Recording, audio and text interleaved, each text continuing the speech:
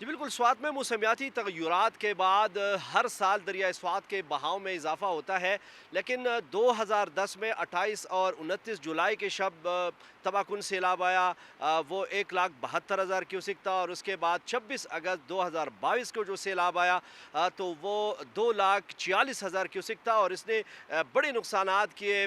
कालाम से लेके लंडाकी तक आबादी तबाह हुई, होटल्स तबाह हुए, सड़कें, राबता पुल ये तबाह हुए। लेकिन उसके बाद से हम देख रहे हैं कि ज़िले इंतज़ामिया जो माइनिंग डिपार्टमेंट है और इरिगेशन डिपार्टमेंट है वो बिल्कुल नाकाम है और कोई भी काम नहीं हुआ है। न दरियाए स्वात को महफूज बनाया गया है और न ही दरियाए स्वात जो भर गया है तो इसकी सफाई की गई, जिसके बायस मामूली बारिश होती है या गर्मी की शिद्दत में इजाफा होता है, दरियाए स्वात में के बहाव में इजाफा होता है और पानी जो है वो बाज़ारों में दाखिल होता है। इस वक्त उतरोड़ में और बहरैन के मुकाम पर जो सड़कें हैं वो तालाब में तब्दील हो चुकी हैं, लोगों को काफ़ी मुश्किलात है।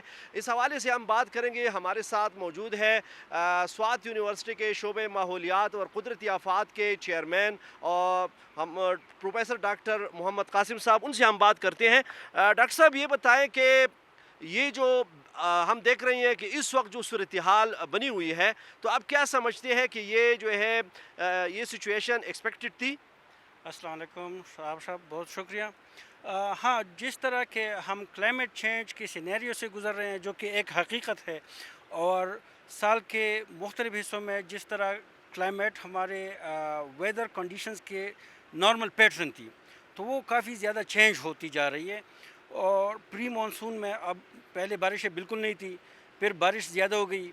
इस तरह आपने शायद महसूस किया होगा कि 6 मई को भी बर्फ़बारी हुई।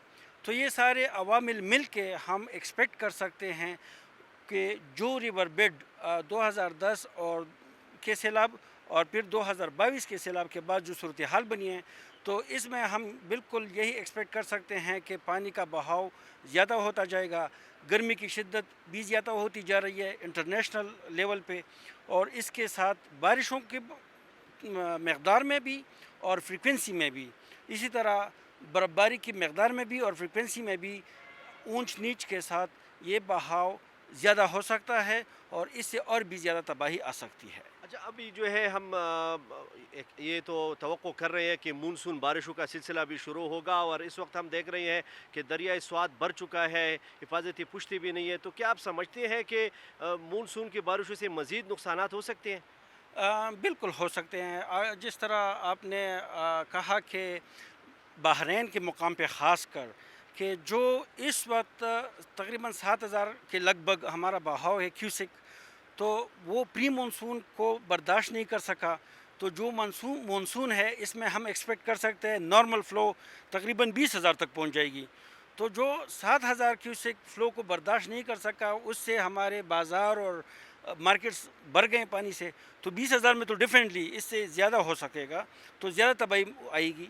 इसके लिए हमारे पास यही ऑप्शन बचा है कि बर वक्त इसके जो दरिया के साइड पे वो रिटेनिंग वॉल्स हैं वो बन जाएं, जो पुश्ते हैं वो मजबूत किए जाएं, और इसके साथ साथ रिवर से जो एक्सकेवेशन है, मैं एक्सकेवेशन के ख़िलाफ़ नहीं हूँ, लेकिन वो प्रॉपरली होनी चाहिए। ये नहीं कि कहीं पे कदा कोदा उसको ऐसे ही छोड़ दिया।